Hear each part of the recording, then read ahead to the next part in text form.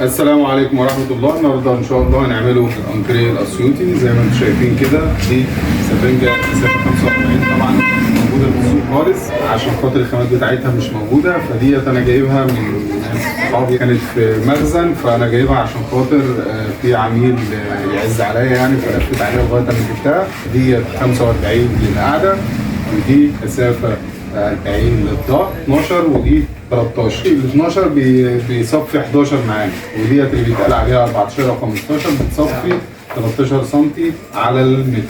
كده احنا هنبدا بقى ايه نقطع وكده، وتابعونا.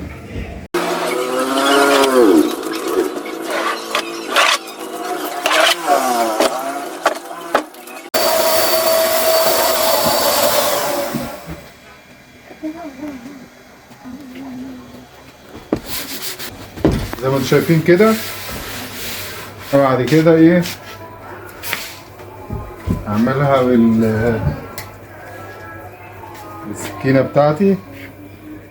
الدوران بتاعها اللي هو هشيل الزاويه بس، شيل الزاويه ب100 بس كده.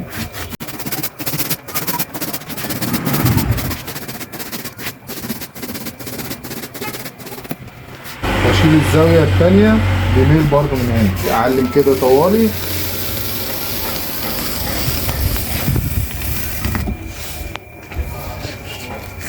وبعد كده اشيل ب100.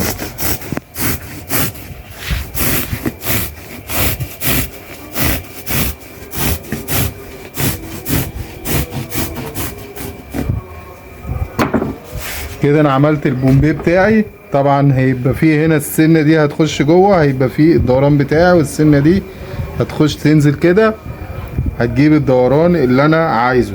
المفروض اجيب سفنجة تانية رفيعة والفها عليها، هتنيم لي كل ده.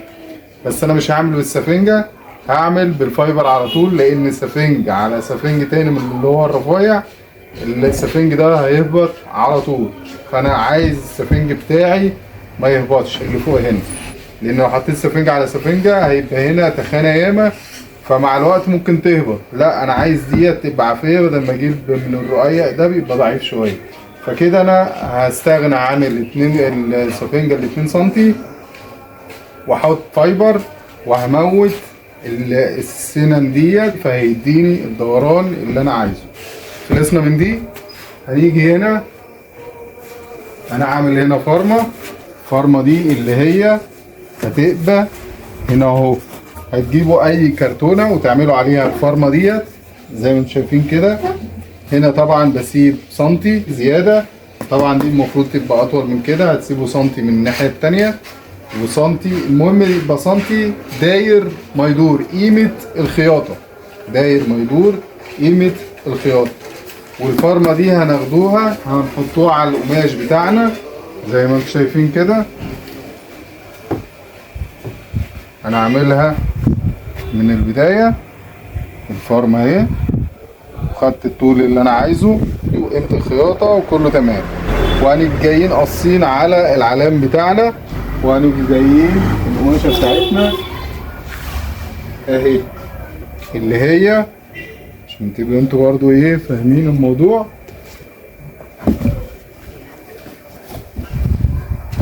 القماشة اهي،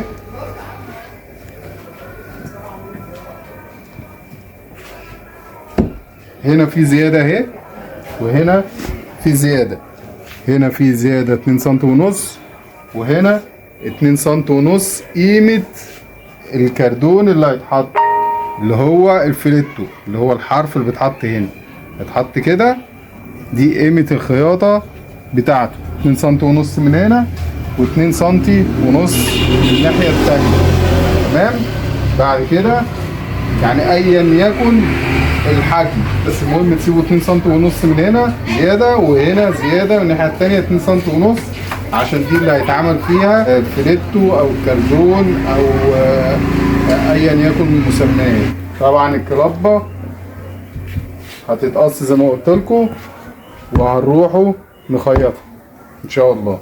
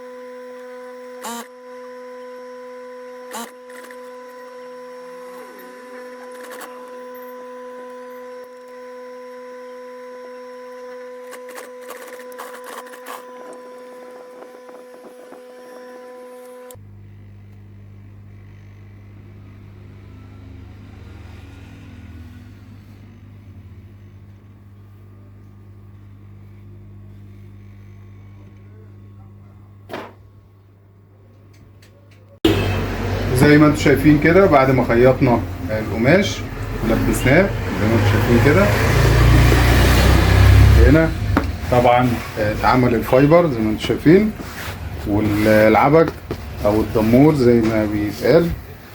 هنا طبعا المفروض بيبقى فيه زرارين، بس العميل عايزها ساده كده عشان لو حبوا يغسلوها او الكلام ده. تمام. يا ريت ما تنسوش اللايك والشير وكل خير، والسلام عليكم ورحمه الله وبركاته.